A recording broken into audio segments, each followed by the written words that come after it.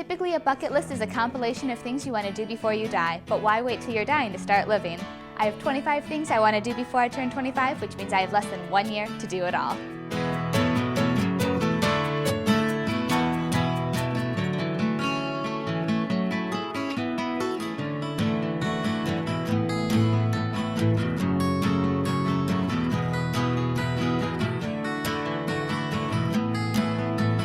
Back when the show was just a concept, before it even became a reality, there was something I wanted to do so badly, and it was always on the mental list, but the minute we got the go-ahead on the show, this was one of the first things that we wrote down. I have always wanted to go on a trapeze swing, so today we ventured into Detroit, got lost a little bit, took some detours through Southfield, but we finally made it, and we are here to take a lesson at the Detroit Flyhouse. Today, I'm here with Veronica, who is an aerial instructor, acrobat, hooper. What else can I add to this list? A little bit of everything. A little bit of everything. If it's off the ground, you do it? That's right. Whatever you want to do, we'll do it. How long have you been doing this for? I've been doing aerial for about 2 years. And I started...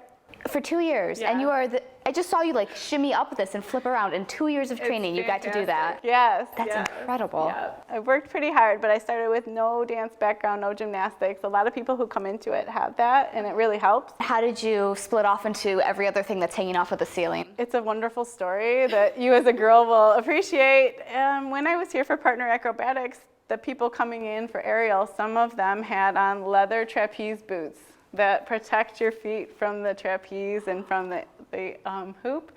And I wanted to know what class I had to be in to buy leather boots to go. Absolutely.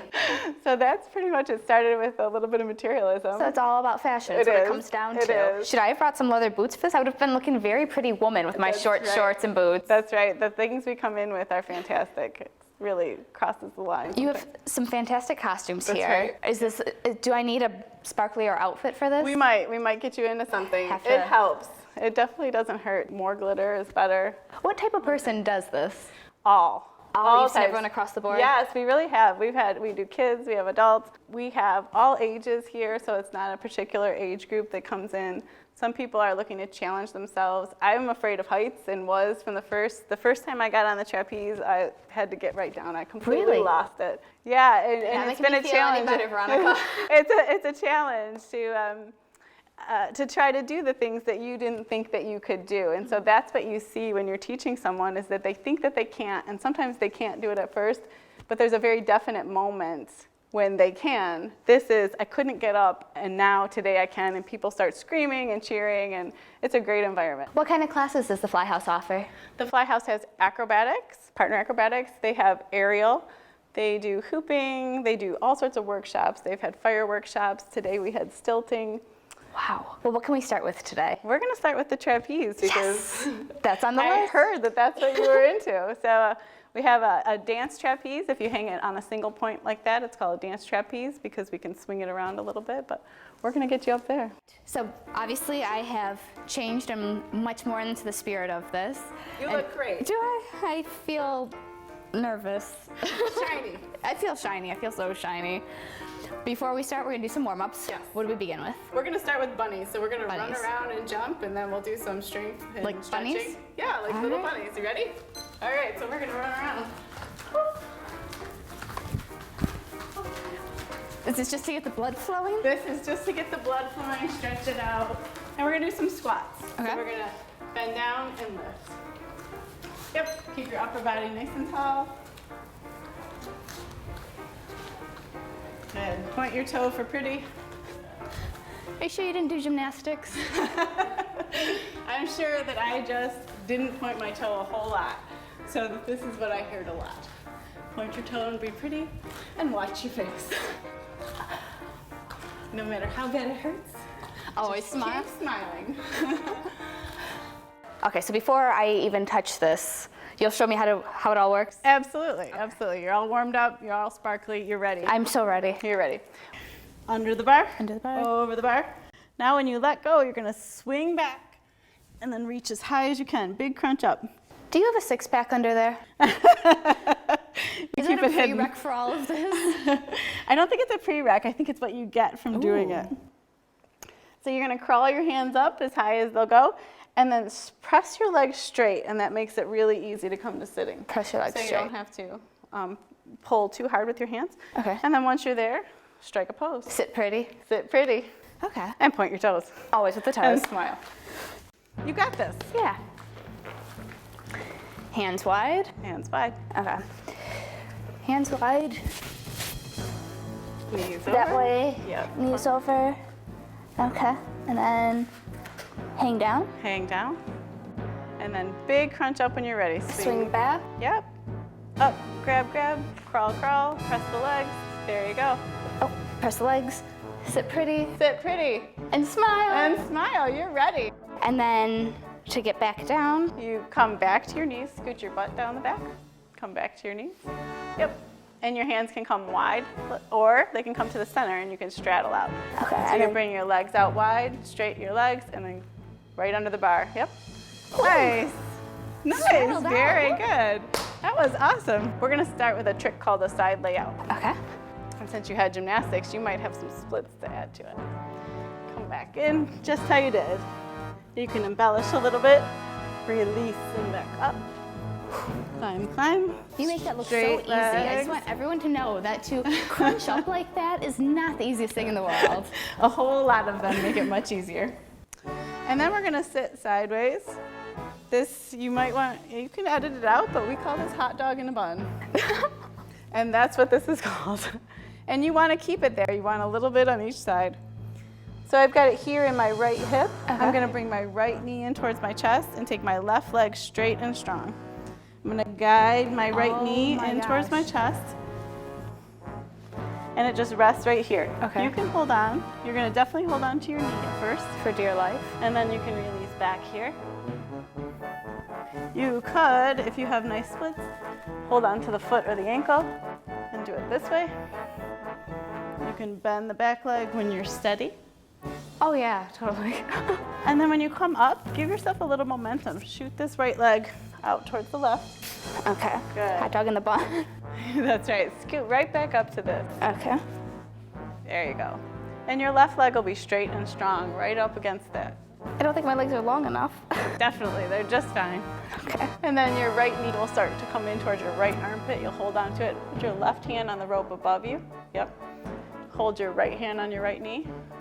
And then you can start to lean back and the rope will come into your hip crease. Like that? Yep, you want to be a little more turned. So Somehow I feel like you were so much more graceful when you did this. No, not the first time. So bring your right knee in towards your chest. Yep, and you can start to lean back and trust that this is Where does this hand go? Does this go lower? The left hand? Yeah. It can actually come off once you're ready. So straighten your left leg. And bring it in. And you want this rope to end up right here on your hip. Yes. Okay. Hold this in tight. Yep. Now you can release the left hand. I'm right here behind you. Okay.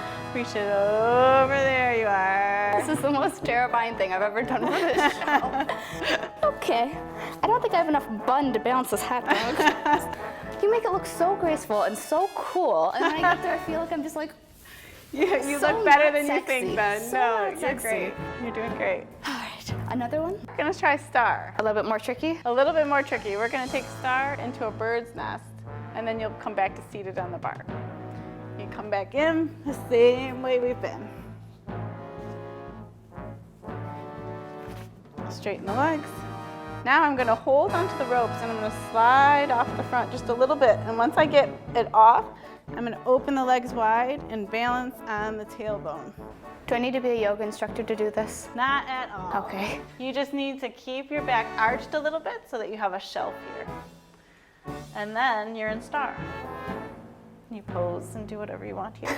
Smile. Smile. Then you're gonna hold onto the ropes. You're gonna bring your legs towards the ceiling. Feet are gonna be flexed and outside, so this is the only time I'll let you flex your feet. You're gonna take your knees forward, hips forward, look forward. That's bird's nest. Look forward. And then you can slide yourself right back onto the bar. Back up. Let down. Crunch up. Okay, and then slide my butt as best I can. Yep, hold onto the rope and then just slide off a little bit. And then legs will come wide and you'll tip back. Hold on a little bit higher so that you're To the rope? Yep. So that you're holding your weight. Yes. Now legs wide. Straight, wide legs. There you go. Arch the back. Arch the back. Release. You're a star. This is terrifying. Good job. Hands will come back to the ropes higher than your legs. And then straighten the legs towards the ceiling. Flex the feet and turn the toes out. That's right. This way? Yep. Okay. Turn the toes out. This way? Yep. And then hold on high still. Hold on. All right. Okay. And then push your hips forward. Press your belly into my hand. Right off the bar. You have to flip through this way. Your hips have to come all the way this way, and you'll be looking at me back here. And what's going to hold me on this bar? Your feet. All right. Yes. Yes. Yes. Okay. All right. Now bring your butt back to the bar. There you go. Okay. You did it. Next time it'll be much easier. I can officially check that off the list.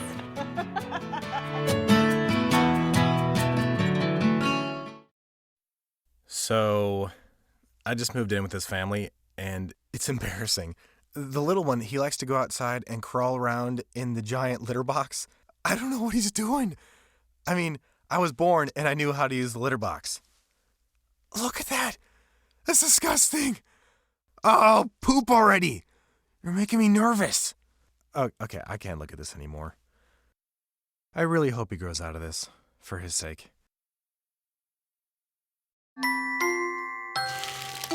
Kids will spend 8 minutes decorating their little brother.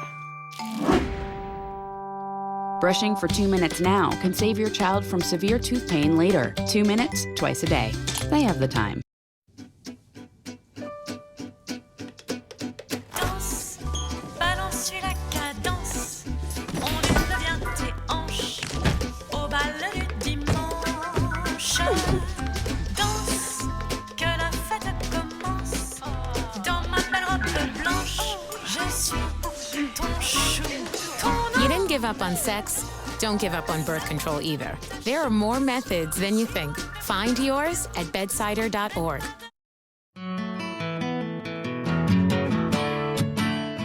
I am a born and raised city slicker. I didn't join Girl Scouts, I didn't join the Brownies, didn't really care for their outfits, but on the other hand, that meant that I missed out a lot on the wilderness survival training, camping, just general outdoor appreciation. So to fix that, today I'm meeting with Smyth. She is an outdoor enthusiast, former 4-H challenge survivor, and leader of the group as well, to get some general common sense knowledge on how to survive out here if the worst should happen. You found your way? So far, I found my way enough to get lost, and I think Okay. that was the point. Right. So what are we in for today? I want to learn as much as you have to teach. Well, a lot of it's just common sense. The number one rule is stay calm. Don't panic. Don't freak out, and take assessment of the situation. Most people think, oh, I'll never end up in a wilderness or survival situation. Nobody wants to, but it's always good to leave with someone before you go, directions where you're going to be, how long you're going to be, when you expect to be back. That way, if something happens and you don't return, that they have a starting point to look for you. When I find myself lost out here, what kind of things should I be paying attention to? First, think, how did you get in this situation, and what resources do you have on you? You might not have your phone, which a lot of phones have a compass, but if you're in an area that doesn't have service or you're out of battery, you can't rely on that. So you have to rely on yourself. So hopefully today we will cover food, water, shelter, fire. Right, exactly, just some basic. The basic stuff. How did you get into all of this? My grandfather was always an outdoors person. My mother was. She used to hunt and fish, and I've just kind of learned it, and I love being outdoors. And I happened to find out about 4-H Challenge, and we learned, in essence, living pre-Civil War before a lot of modern conveniences, because the end trip was we were going to spend a week on an island living in the survival type situation. Wow. So it was a lot of fun. You survived? Yes, definitely. And I went on with one of my great friends now, Sally, and we carried on her father's tradition and had another group that we taught. I'm really excited for it. I'm looking forward to this. This is something that's so completely foreign to me. I am a hardcore city slicker. I look at everything. I think everything's poison ivy. Are you ready to get started? Sure. I am. I'm so excited. Oh, good. I'm glad. So let's say that when you're stuck out in the wilderness, you're lucky enough to find fresh water. I can't just dive in and drink it. I wouldn't recommend that, no. What do I need to know? I heard that a tampon is great for filtering. Probably any type of source like that. What would you use? Depending on the resources that I had available, you want to think about what's around you. You could take your t-shirt and you could dip your shirt in it and pull up the water, but you want to filter it into something. If you had... Can't just hold it over your head. Well, I wouldn't recommend it. The best thing is if you could boil it first for at least 10 minutes, but that deals with building a fire and having those materials available to you. If you happen to find some birch bark or leaves, you could make a cone. It's watertight. You can peel it. You can make bowls with it. Canoes, if need be. Right, exactly. I mean, the Native Americans used it for a lot of reasons. You just can collect little things with you. It doesn't weigh a lot. It's not going to compromise your situation at all either. You take it with you. So if you find birch bark, you're pretty lucky. Yeah, and you would want to put some pebbles down inside. Okay. And then if you had some sand available or something just to... Create a filter? Right. Okay. And then another source to collect the water in. I'd filter it a couple times if you could, and then you could drink it, but it just depends on where you're at and what type of water. What's the worst thing I could drink? Are we talking about like parasites? Right. Fungus? Fungus, and then you'd be dealing with a whole nother issue. As if it isn't bad enough. Right. But the biggest thing when you're out in the wilderness or if you find yourself in a survival situation is you want to keep yourself hydrated. You don't want to lose the hydration in your body because then you can become dehydrated and then you'll end up in a worse situation. And you want to look for water that's flowing, like in a river or a stream like this has a little bit of flow to it or movement. So you know the water is being filtered or moved through. Rather than something stagnant? Right, exactly. Can you tell me the truth behind drinking urine? I've heard that on one hand, if you're in a pinch and you need it, it's there. I've heard on the other hand that it's... I've been taught too. And it sounds gross or disgusting, but you use what you have. If you're in a survival situation, you find yourself in that and you know it could be days before someone gets to you or days before you get out. You know, you use the resources you have. We won't be doing that today, will we? I had a big breakfast already. Fine with me. Okay. Go there. Nobody wants to see that. If you find something like this, I can already see there's little fish over there. We saw these enormous tadpoles over there that grow into being ginormous frogs. Is that something I should be paying attention to? Like, is that my next meal? Exactly. It could very well be. You know, frog legs out in the wilderness? Yeah, there you go. The best, right, fresh. Those tadpoles look pretty meaty. I think I would go for those first. Yeah. And then maybe the fish. Right. You know what's very impressive? I look at this and I see a pond, I see algae, I see fish, I see frogs. You look at this and you see bedding, you see food, you see a filtration system. Is it just a different lens that you put on? Yeah, and what you've been taught and been made aware of what's around you, and that's one of the things I think a lot of people today, or especially younger people, I think, don't get out in the wilderness enough or aren't as exposed to it as a lot of maybe older people have been. So, if you're like us and you're just so lucky that you happen to find a shelter like this, take advantage of it? Yes, definitely. You can see that it'll keep you somewhat dry or at least somewhat protected from the elements. If it's going to rain or you feel like it's going to rain, the best thing you can do is start to gather some more materials and then start laying it on top. Or you may want to try laying it the opposite way and then even lay another... Kind of like a weaving? Right, a grid type thing. If you find something like this, should you check it out? I mean, what would you look for? Animals in there? Exactly. I would look for any type of animal droppings. Is this a giant fire hazard? It could be. I feel like we're building our own grave. Exactly. Depending on where you're at and how dry it's been. If you're going to start a fire, let's say you're out here all night, maybe all week, how close to your home do you want to start a fire? I would keep it at least a good 10, 20, 30 feet away. Okay. You don't want it right outside of you. And not when you're living in a nest of kindling. No. And you would want to start to dig a fire pit per se. You can't just build it on the ground? I wouldn't. I would dig down in the ground some so that it can't spread or help it from spreading. And then before you even start, you want to gather the materials you need to start the fire and keep it going. Because once you stop feeding it, it's going to go out. What kinds of things would be good for getting the fire started versus things to keep it burning?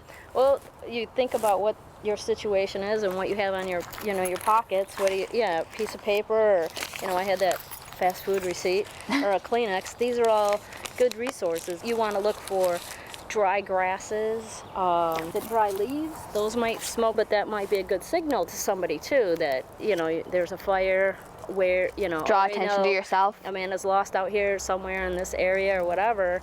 Oh, smoke. Let's see where it's coming from. The type of fuel you want to find for your fire is small, and then you go in larger increments. So this might be a medium size. So you want to try and gathering your things in different piles. And then a small pile, medium pile, large pile. Right. So you want to pick a spot and just kind of dig a hole. How wide should our hole be? Well, you don't really need a big fire. You're not probably going to be cooking a deer. I don't know. I hope for the best. You're right. But I would say a good, at least 2 feet. Just the fire pit itself, because you're going to build the fire down in there. Okay. And while you're digging through here, you could look for grubs or ants or something. They might be a food source, so, Delicious? Yeah. Have you eaten grubs and worms? I have not had grubs. I've had worms. Part of the survival training I learned, and they're a great source of protein. What did they taste like? Did you cook them? We actually had dried them and made like a flour, a cake with them, kind of. But you can just eat nice. them. I've known people who've just eaten them. Raw, straight out of the ground? Yeah, fresh? I wouldn't recommend it. You see how we've kind of gotten past the decomposition of the pine needles and the bark and that? Mm-hmm. Now we're getting actually down into soil. So that's a good sign. You want that dirt. The dark dirt? Yeah, that's going to be the protection, because you don't want to burn the ground either. You want to protect the earth. You would want to start your fire actually on the side to give it more air as opposed to down in the pit, because it won't have as much oxygen, and you need oxygen to feed the fire to keep it going. That's one of the sources. It's just not a magic fire keeps going. Doesn't just happen. No. So we have some leaves in here, we have little sticks. And maybe some dry grass. And once you start your fire, you want to keep feeding it, and when it gets going a really good amount and it's not going to go out or smolder, then you could just kind of pick it up. Pick up the fire? Well, you could just take 2 sticks together with a small, and then just move it down in there. Okay. It's going to ignite. Because you already have a good base for it. Right, and then just keep building it up. If you do see it come up off on the side, you want to get back and stomp it out as much as possible. Fire is very dangerous, and once it starts, it's seconds, and it's gone out of control. So before you build a fire, you should have had some water, because once you build this, you can't go off and try and find a pond. Right. So you should be hydrated before you start a fire. Hopefully it had something to eat. Yeah, food isn't probably your #1 priority. Okay. But like I said before, keeping hydrated is probably most the most important thing, because you can go days without food. You may not feel like it. No. You're going to starve to death. There are hours I don't think I can. So to put out a fire, what's the safest way to do it? If I'm going to be moving camp. You want to make sure 100% if you have a water resource near you, gather the water and then douse it. And if you even doubt that it's out, douse it again and douse it and douse it. So when in doubt, douse it out, and again and again and again and again. Yeah, right. I see a little ant. Yeah, that would be a great food source, protein. Here, you first. You first. There's only enough for one. Now I'm going to put all of it to the test. I'm going to point out everything that I've learned, because nothing has just one purpose. If I've learned anything from Karen today, it's that everything can be used easily 1,000 different ways.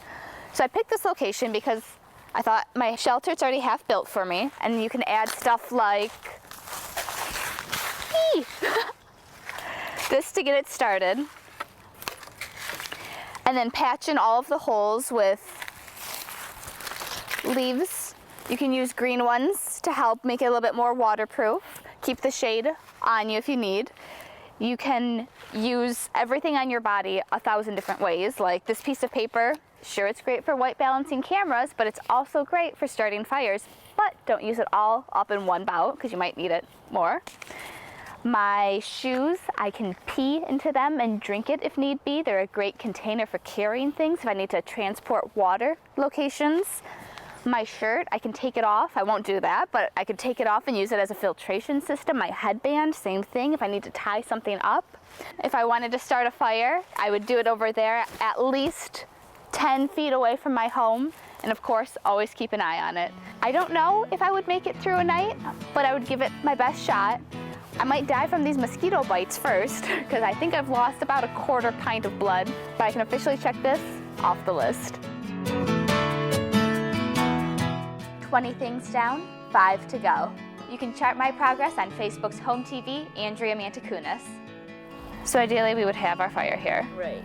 Then we would have our deer on top of it roasting. Come forward. I don't think this is gonna happen. What are the odds of, I don't know, digging into like an animal's hole?